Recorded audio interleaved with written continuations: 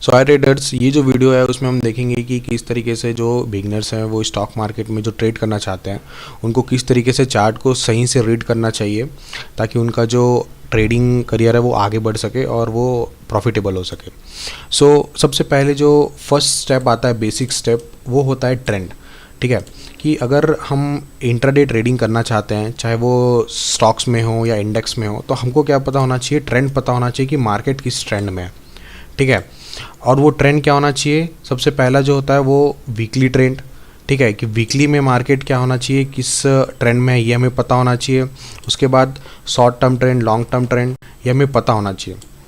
इससे फ़ायदा क्या होता है, देखो मान के चलो अगर आपको ट्रेंड पता है, ठीक है, अगर आप ट्रेंड के अकॉर्डिंग ट्रेड लेते हो तो आपके मैक्सिमम ट्रेड के सही होने की प्रोबेबिलिटी ज़्यादा हो जाती है।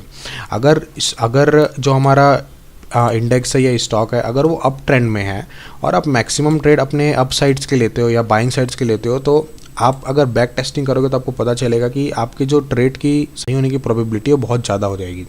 तो ट्रेंड पता होना हमें इसलिए बहुत ज़्यादा ज़रूरी है। तो मान के चलो हम देखते हैं स्टेप बाय स्टेप कि किस तरीके से हम ट्रेंड पता करते हैं निफ्टी बैंक में। तो देखो ये जो ट्रेंड है वो वीकली चार्ट मैंने लगाया हुआ है। वीकली चार्ट में हमें दिख रहा है कि जो अभी जो ट्रेंड है मार्केट में वो क्या है, अप साइड का है।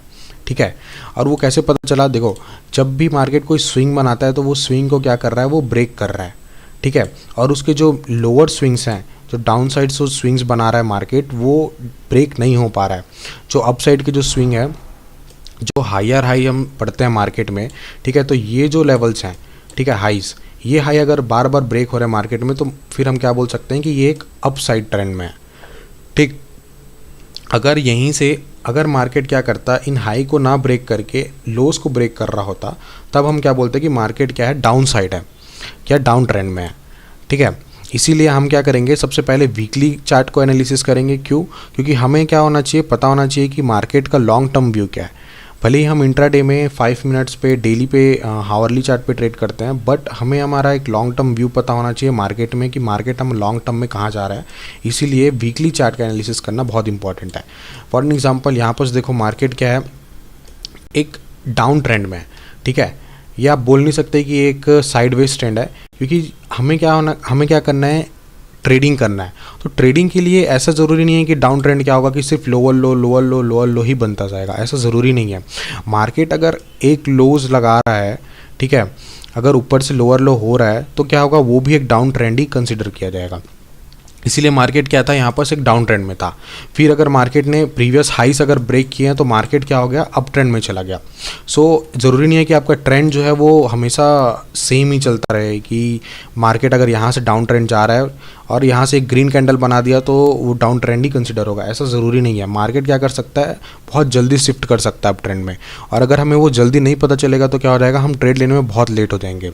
स्पेशली जो बिगनर्स क्या होता है, उन्हें ट्रेंड का पता बहुत बाद में चलता है। ठीक है, उनको बहुत बाद में पता चलता है कि मार्केट अब अप ट्रेंड में जाने वाला है। ये बहुत क्या बोलते हैं, लॉस पॉइंट हो जाता है अगर हमें ट्रेडिंग करना है तो, क्योंकि हमें ट्रेंड का पता बहुत जल्दी चलना चाहिए। उसके बाद हम क्या करेंगे, डेली चार्ट को एनालिसिस करेंगे। ठीक है, हम डेली चार्ट को एनालिसिस करेंगे कि डेली चार्ट में मार्केट किस तरीके से ट्रेंड में, किस तरीके के ट्रेंड को फॉलो कर रहा है। आप निफ्टी बैंक का अगर चार्ट देखोगे डेली में तो वो आपको क्या ट्रेंड नज़र आ रहा होगा, मार्केट लोज लगा रहा है, फिर ब्रेक करता है, फिर लोज लगाता है, फिर ब्रेक करता है, फिर एक क्लोज से क्या कर रहा है, मार्केट बार बार सस्टेन कर रहा है ऊपर अप साइड की तरफ, फिर ये ऊपर के लेवल्स ब्रेक हो रहे हैं, मार्केट ब्रेक कर रहा है, फिर भी मार्केट क्या कर रहा है, ऊपर लेवल सस्टेन करता जा रहा है। तो इसका मतलब क्या है, मार्केट अभी भी एक अच्छे अप ट्रेंड में है। ठीक है, लेकिन अगर आपको ऐसे समझ नहीं आता कि ये चार्ट आपको बहुत मैसी लग रहा है, कि डेली चार्ट में अगर आपको नहीं समझ में आ रहा है कि मार्केट किस तरीके से बिहेव कर रहा है, तो आपको एक सिंपल सा ट्रिक बताता हूँ कि मार्केट में आप किस तरीके से समझ सकते हैं। वो होता है कैंडल्स। ठीक है, कैंडल्स के साइज़ देखो, जब भी मार्केट अप ट्रेंड में होता है ना तो आपको एक अच्छे ग्रीन कैंडल्स दिखेंगे, स्ट्रॉन्ग ग्रीन कैंडल्स दिखेंगे।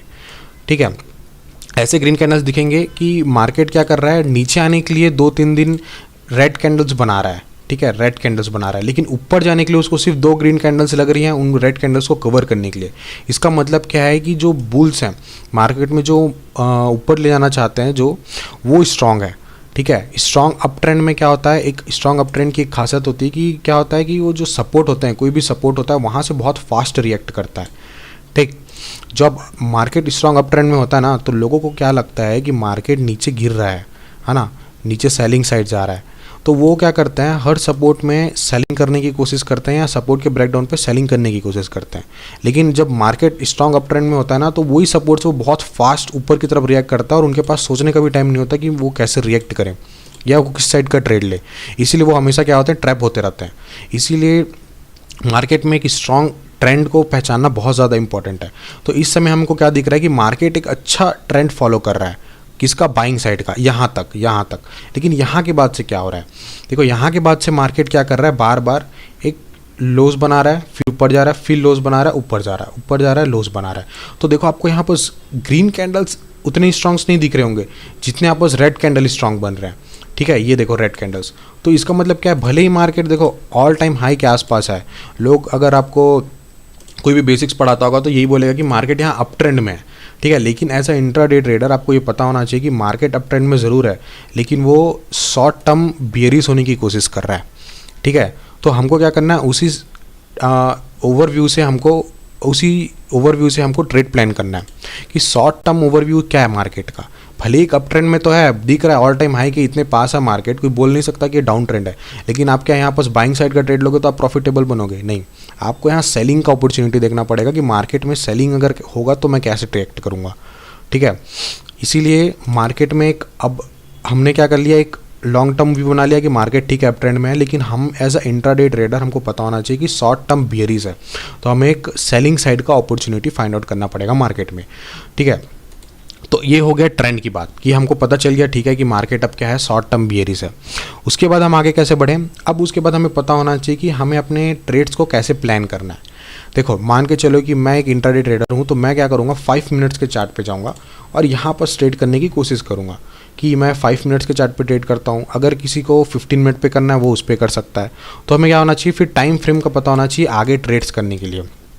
अब हमें पता चल गया ट्रेंड का, पता चल गया कि मैं इंट्राडे ट्रेडर हूँ, 5 मिनट्स के चार्ट पे ट्रेड करता हूँ, ठीक है। उसके बाद थर्ड पॉइंट क्या होता है कि कौन सा सिस्टम हम फॉलो कर रहे हैं मार्केट में।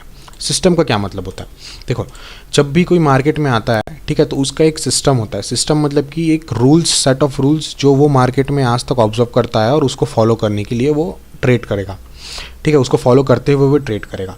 जैसे कि मान के चलो कि मेरा सिस्टम क्या है कि मैं एसएल हंटिंग के अकॉर्डिंग ट्रेड करता हूँ, ठीक। तो एसएल हंटिंग क्या होता है, जहाँ पर मान के चलो अगर यहाँ पर सेलर्स की पोजीशन है तो हम क्या करेंगे, उनको टारगेट करने के लिए नेक्स्ट डे बाइंग साइड को ओवरव्यू लेंगे। मतलब जहाँ पर हमको स्टॉप लॉसेस दिख रहे हैं उसको हंट करेंगे और उसी के अकॉर्डिंग हम ट्रेड लेंगे। कई का सिस्टम क्या होता है मार्केट में कि मान के चलो कोई बिग बार कैंडल पे ट्रेड करता है। बिग बार मतलब कि एक अच्छा ग्रीन कैंडल जिसके कोई अपसाइड वीक्स ना हो और वो उसके हाई ब्रेक पे ट्रेड लेता है, ये एक सिस्टम हो गया। कई लोग क्या करेंगे, मूविंग एवरेजेस लगाएंगे कि मूविंग एवरेजेस के अकॉर्डिंग अगर मान के चलो कि कोई मूविंग एवरेज लगा रहा है 5 ईयर में, अगर मार्केट उसके ऊपर जा रहा है तो वो बाई करेगा। तो ये क्या होते हैं, सिस्टम्स होते हैं मार्केट में, ठीक है। सिस्टम बोल लो या फिर अपना ट्रेड प्लान बोल लो, तो ये पता होना बहुत इंपॉर्टेंट है कि आप किस ट्रेड प्लान के अकॉर्डिंग ट्रेड कर रहे हो। क्योंकि आप डायरेक्टली बाई सेल करने जाओगे मार्केट में तो वो आपके एसेट्स हिट होते रहेंगे, ठीक। क्यों, क्योंकि देखो एज अ रिटेलर इन्वेस्टर हम क्या करते हैं, अगर मार्केट में हम बाइंग भी कर लिया ना, हमारा ओवरव्यू सही भी है, तो ये मोमेंटम इतना काफ़ी होता है हमारा साइकोलॉजी ख़राब करने के लिए और हमें ट्रेड से निकालने के लिए, ठीक। इसीलिए क्या होना चाहिए, हमारा एक सिस्टम होना चाहिए, सेट ऑफ रूल्स होने चाहिए जिसके अकॉर्डिंग में हम बाइंग और सेलिंग कर रहे हैं। तो मान के चलो कि एग्जांपल लेते हैं कि मेरा सिस्टम है एक बिग बार कैंडल पे ट्रेड करना, ठीक है, कि मैं ग्रीन कैंडल बनेगा जिसका कोई वीक्स नहीं है अपसाइड, तो मैं उसके हाई ब्रेक पे ट्रेड लूँगा, ठीक है। तो अब मैंने ये सिस्टम फॉलो किया। सो उसके बाद क्या होगा, उसके बाद हो गया मेरा एंट्री प्लान, ठीक है, कि मैं किस तरीके से एंट्री करता हूँ। मतलब मैं चाहूँ तो क्या कर सकता हूँ, नेक्स्ट कैंडल के क्लोजिंग पे एंट्री कर सकता हूँ या फिर इसी कैंडल के हाई ब्रेक पे एंट्री कर सकता हूँ। सो एंट्री प्लान होना क्यों इंपॉर्टेंट है, देखो अगर आप एंट्री सही से प्लान नहीं करोगे तो क्या होगा, आपके स्टॉप लॉसेस बहुत बड़े हो जाएंगे, ठीक। और हम ऐसे ट्रेडर नहीं हैं जो बहुत बड़े स्टॉप लॉसेस रख के काम करेंगे, क्योंकि रिस्क टू रिवॉर्ड मेंटेन नहीं हो पाएगा। तो इसीलिए एक स्पेसिफिक एंट्री प्लान होना बहुत इंपॉर्टेंट है। एंट्री प्लान मतलब मान के चलो कि किसी का एंट्री क्या होता है ऐसे कैंडल्स पे कि जैसे कि ये छोटा सा विक्स बना, उसके हाई ब्रेक पे ट्रेड प्लान कर रहा है, उसका स्टॉप लॉस छोटा हो जाएगा और यहाँ पर जैसे ब्रेक किया मार्केट में वो ट्रेड प्लान किया। तो ये उसका एंट्री प्लान है, एंट्री मेथड है कि वो किस तरीके से एंट्री करता है। कई का एंट्री मेथड क्या होगा कि मान के चलो कहीं लोअर लो बन रहा है और एक अपसाइड के ब्रेक पे वो एक हायर लो के ब्रेक पे क्या करेगा, बाइंग करेगा। तो ये उसका एंट्री मेथड हो गया। ठीक, तो एंट्री मेथड क्यों इंपॉर्टेंट है हमारे लिए, क्योंकि ताकि हम क्या करें अपने रिस्क टू रिवॉर्ड को मेंटेन करते चले आएँ। क्योंकि देखो एक दिन से हम प्रॉफिटेबल बन नहीं सकते, ओवरऑल क्या करना पड़ेगा। अगर हम 20 ट्रेडिंग सेशन में ट्रेड करते हैं तो अगर हम 10 ट्रेडिंग सेशन में भी सही निकलते हैं और हमारा रिस्क टू रिवॉर्ड अगर 1:2 का है, ठीक है, तब भी हम क्या हो सकते हैं, प्रॉफिटेबल हो सकते हैं। लेकिन वो कब होगा, रिस्क टू रिवॉर्ड कब मेंटेन होगा, जब हमारा एंट्री मेथड सही होगा। एंट्री मेथड, एग्जिट प्लान, ये दोनों साथ में आते हैं। ठीक है, सो अभी तक हमने क्या देखा कि सबसे पहले क्या होना चाहिए, ट्रेंड, हमें ट्रेंड पता होना चाहिए। ठीक है, उसके बाद हमें टाइम फ्रेम पता होना चाहिए कि किस तरीके से टाइम फ्रेम में हमको ट्रेड करना चाहिए। फिर हमें हमारा सिस्टम पता होना चाहिए कि हमारा सिस्टम क्या है, कि हम किस तरीके से, किस रूल से हम मार्केट में ट्रेड प्लान कर रहे हैं। उसके बाद हमें क्या होना चाहिए, एंट्री मेथड्स पता होने चाहिए। ठीक है, कि किस तरीके से एंट्री मेथड हम प्लान करके मार्केट में ट्रेड करना है हमें। उसके बाद क्या होता है कि जब आपको पता है कि आपके एंट्री मेथड्स क्या है, ट्रेंड क्या है, सो लेवल्स जो हैं वो मार्क करना बहुत इंपॉर्टेंट है। क्यों, क्योंकि देखो जब हम किसी भी मार्केट में क्या होता है कि अधिकतर जो ट्रेड प्लान्स होते हैं, ठीक है, वो क्या होते हैं, लेवल्स के अकॉर्डिंग होते हैं। क्यों, क्योंकि देखो लोगों को क्या है कि ये साइकोलॉजी पता है कि मार्केट में क्या होते हैं, लेवल जो है ना वो बहुत अच्छे से फॉलो किए जाते हैं। ठीक है, इसीलिए अधिकतर जो ट्रेडर्स होते हैं ना, बड़े ट्रेडर्स, वो क्या करते हैं, उनको लेवल्स में ही ट्रैप करने की कोशिश करते हैं। मान के चलो कि आपने सही रिस्क टू रिवॉर्ड फॉलो कर लिया, आपने सही ट्रेड प्लान कर लिया, आपने सही ओवरव्यू भी रखा, ठीक है, लेकिन आपकी प्रोबेबिलिटी बढ़ जाएगी अगर आपको सही लेवल्स पे एंट्री लेना पता है तो, या आपको पता है कि सही लेवल्स पे किस तरीके से ट्रेड प्लान किया जाता है। जैसे कि मान के चलो ये 56,800 का लेवल है। ठीक है, मुझे पता है कि मार्केट ये जो लेवल है उसको एज अ सपोर्ट की तरह अगर रिएक्ट कर रहा है, ठीक है, और नीचे जो है बायर के स्टॉप लॉसेस पड़े हैं, तो क्या होगा कि अगर मैं यहाँ पास एंट्री लेता हूँ, ठीक है, एंट्री लेता हूँ तो यहाँ पास मैं ट्रेड को होल्ड कर सकता हूँ। क्यों, क्योंकि ये लेवल्स इतना इंपॉर्टेंट हो जाते हैं मार्केट में कि लोग यहाँ क्या करेंगे, इस सपोर्ट को देख के बाइंग करने की कोशिश करेंगे। ठीक है, और मुझे पता है कि मार्केट क्या करेगा, इस सपोर्ट को ब्रेक कर देगा मेरे सिस्टम के अकॉर्डिंग। तो मैं क्या करूँगा, इन लेवल्स के अकॉर्डिंग अपने ट्रेड को होल्ड करके बैठ सकता हूँ। जो एक्चुअली में तो अपने सिस्टम के अंदर में ही वो रूल्स आ जाते हैं, लेकिन ये लेवल जो है वो सबके लिए फॉलो होता है। भले ही देखो सब अलग अलग सिस्टम से ट्रेड कर सकते हैं, सबकी अलग अलग क्या हो सकती है, स्ट्रैटेजी हो सकती है, बट ये लेवल्स जो है वो सबके लिए कॉमन होते हैं मार्केट में। जैसे कि 56,000 का लेवल हो गया, 56,500 का लेवल हो गया, सो ये लेवल जो है वो सबको ही फॉलो करता है। इसीलिए इन लेवल्स का पता होना एग्जैक्ट टाइम पे हमें बहुत इंपॉर्टेंट है, क्योंकि इससे हमारा रिस्क टू रिवॉर्ड अगर हम सही रखेंगे तो इसके साथ साथ हमारा क्या हो जाएगा, प्रोबेबिलिटी बहुत बढ़ जाएगा मार्केट में अच्छा ट्रेड्स कैप्चर करने के और अच्छे पॉइंट्स कैप्चर करने के। ठीक है, सो अभी की वीडियो में बस इतना ही। आगे और हम देखेंगे कि किस तरीके से मार्केट में हम क्या बोलते हैं, एज अ बिगनर अपने ट्रेड्स को प्लान कर सकते हैं। ठीक है, कैसे कैसे सिस्टम हम फॉलो कर सकते हैं, हम ये भी देखने वाले हैं आगे।